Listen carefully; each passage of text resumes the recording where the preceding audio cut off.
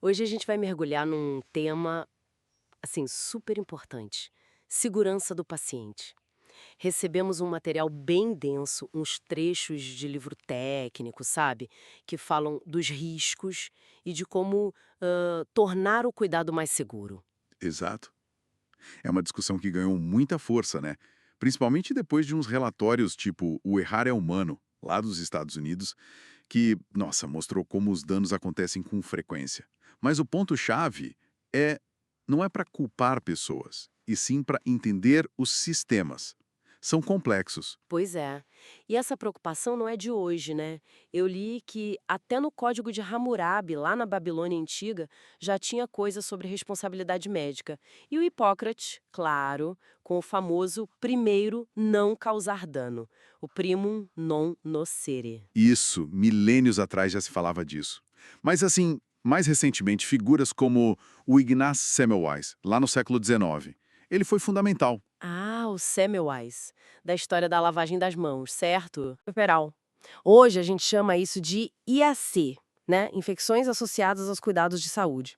E ainda é um problemão, né? Ainda é. E o mais doido da história do Semmelweis não é nem só a descoberta, mas a baita resistência que ele sofreu na época. Ninguém queria acreditar que eles mesmos podiam estar causando o problema. Nossa, que coisa! Como algo que salva vidas pode enfrentar tanta barreira, né?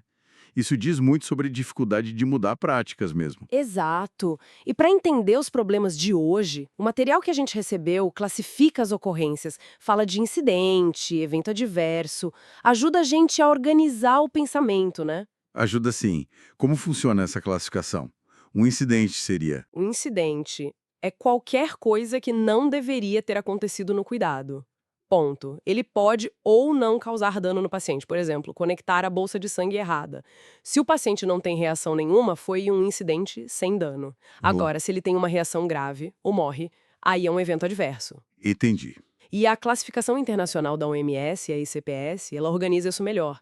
E um ponto importante que ela traz é focar no dano desnecessário. A ideia é que a maioria dos eventos adversos graves, na verdade, poderiam ser evitados. Ah, isso muda tudo? Tira aquela sensação de, foi uma fatalidade e coloca como uma oportunidade de prevenção, de melhoria? Exatamente. E aí entra também a análise dos quase erros, ou near misses. Hum, Sabe, quando o erro acontece, a sequência errada é iniciada, mas, por sorte ou por alguma barreira, não chega a atingir o paciente ou não causa dano. tipo, a enfermeira pega o remédio errado, mas percebe antes de dar para o paciente. Isso. Ou dá o remédio errado, mas era um que não causou reação. Analisar esses quase erros é ouro. É como na aviação, que eles investigam qualquer coisinha para evitar um acidente maior. A gente identifica a falha no sistema antes que ela machuque alguém de verdade. Faz todo sentido. E como se faz para coletar esses dados? Porque imagino que ninguém goste de admitir um erro, né? Aí que tá. O sistema de notificação voluntária e confidencial são essenciais. No Reino Unido, por exemplo, eles têm um sistema assim há anos e já receberam milhões de relatos. Isso gera um conhecimento gigantesco sobre onde estão os riscos, sabe? Permite consertar as falhas do sistema, não do indivíduo. Milhões de relatos, nossa. E que tipo de falha costuma aparecer mais? O material dá exemplos assim do dia a dia. Dá sim, erro de medicação é um campeão. Às vezes por causa de embalagem parecida, nome parecido, ou até por interrupção na hora de preparar ou administrar, sabe? A pessoa se distrai. Sei bem como é. Outra área crítica é a cirurgia. Pensa, são milhões e milhões de cirurgias no mundo todo por ano. E as complicações? Muitas delas poderiam ser evitadas. E o que causa essas complicações evitáveis em cirurgia? Olha, são vários fatores: cansaço da equipe, falha de comunicação, especialmente na passagem de plantão, né? Falta de seguir protocolos padronizados. Falando em padronização, o material destaca uma coisa que eu achei super interessante: a lista de verificação de cirurgia segura da OMS. É tipo um checklist de avião, mas para sala de É cirurgia? exatamente isso, uma ferramenta relativamente simples, um checklist mesmo. E os resultados são impressionantes. Vários estudos mostram que onde ela é bem implementada, as taxas de complicação e de morte depois da cirurgia caem bastante. Uau, que incrível. Ela verifica coisas essenciais em 3 momentos: antes de dar anestesia, antes de fazer o corte, a incisão e antes do paciente sair da sala. Garante que todo mundo está na mesma página, que o material certo está lá, essas coisas. Parece simples, mas deve dar um trabalhão para implementar direito, né? Para garantir que não vire só mais um papel para preencher, herança, mas mostra o poder de olhar para o processo, para o sistema. Não é só o ato médico em si. E essa visão de sistema vai além da cirurgia e da medicação, imagino. Vai sim. O material também cita riscos que não são diretamente clínicos. Por exemplo, manutenção de equipamento. Imagina um bisturi elétrico que dá choque ou uma incubadora que não mantém a temperatura certa.